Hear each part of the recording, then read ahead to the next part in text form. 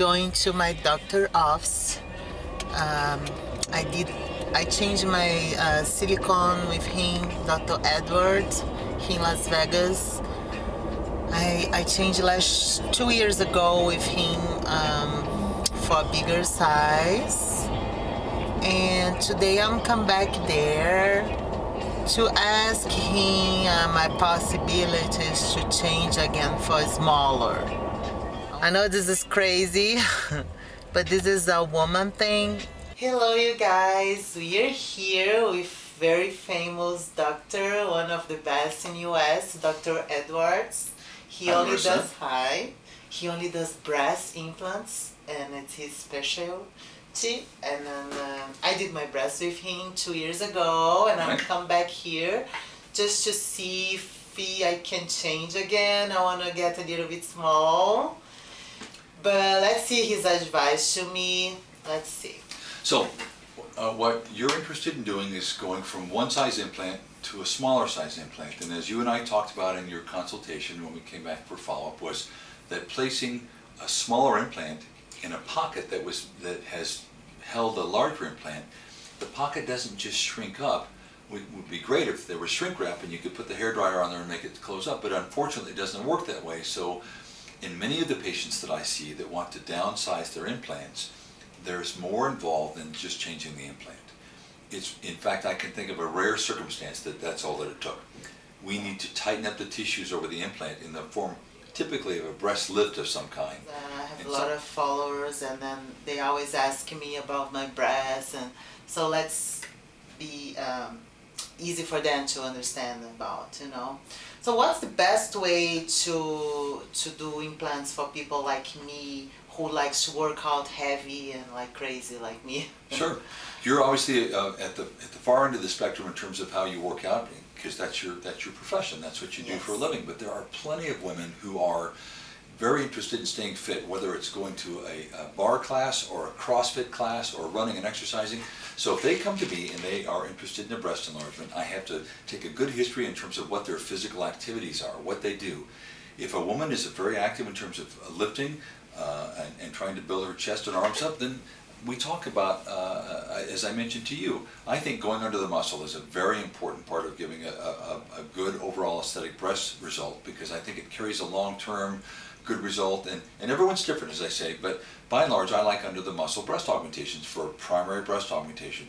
And so I would ask them to make sure and be able to refrain from exercise where they're using their chest and their arms or their backs for at least 6 weeks after surgery. There are some doctors that are a little bit more conservative or less conservative and say 4 weeks, but I prefer to take that 6-week time and allow yourself to heal so you have a longer term, better result that you're happy with. Yeah, you see girls, it's always, and if you're going to do a surgery like that, you always wait like 6 weeks at least to come back to work out. Let yourself heal. Yeah, because if you have to come back again to his surgery, it's more complicated. Sure, yeah. it's a little bit tougher. I do that where people have a kind of a malposition of their implants.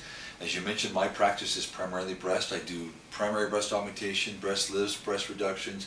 I do a lot of breast revision surgery as well. You see a lot of breast, don't you? That's our practice. And it's what we enjoy doing. We get a lot of, I think, very nice results and meet a lot of wonderful people, but that's what our practice has evolved to. You being from Brazil, like we've talked about, in Brazil, if you go to the beach, the women really focus on their behind, their bottom, and they will even go as far as to have fat grafting or butt implants. Yeah. And that's in Brazil. And the breast size, although breast shape is certainly very important, but volume is not so important here in the States. Although women are starting to take on and wanting fuller and fuller behinds, breast implant size is very important. And I think that a woman can feel feminine and have an A-cup breast, and a woman can feel feminine and have a double D or triple D cup breast. It really varies from person to person. And I'm really happy with everything. I just move my mind a little bit, like maybe my roots in Brazil, something calling me to come back again to small. And you may someday decide to do that, but I think right now is not the time right now. Yes, yes. And how much cost average implants with you? It will vary from geographic area to geographic area, but on average for a straightforward breast augmentation where somebody doesn't need a breast lift or any ancillary procedure, for a silicone implant, it's about $6,500, and it varies from place to place. and saline is about $1,000 cheaper. But please don't, mark that as a fixed cost, because things change. There's the cost of the anesthesia, the cost of the operating room or the operating facility, and then the cost of the implants. And everything's depend how messed up your boobs are too, You're exactly right. If you come in and you have laxity or sagginess after having had children, then you may need a breast lift. Yeah. If you come in and you've had breast surgery that you're either have had quite some time ago or you're unhappy with, there needs to be some kind of repair. And so in those patients' cases, they need to go to somebody who has had, I think, more experience in doing breast revision surgery. I mean, as I'll say one more time, there are many wonderful plastic surgeons out there, board-certified plastic surgeons, but some focus more on facial surgery, some focus more on body contouring.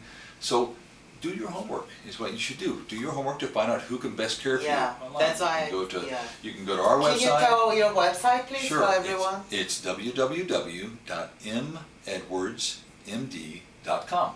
And so you can go there. We have a lot of before and after pictures. We have a lot of frequently asked questions. You can go on and you can answer me or ask questions. I take questions all the time, and people are wonderful. I get questions from all over the world. They'll write and say, I'm considering this, and some of them send pictures.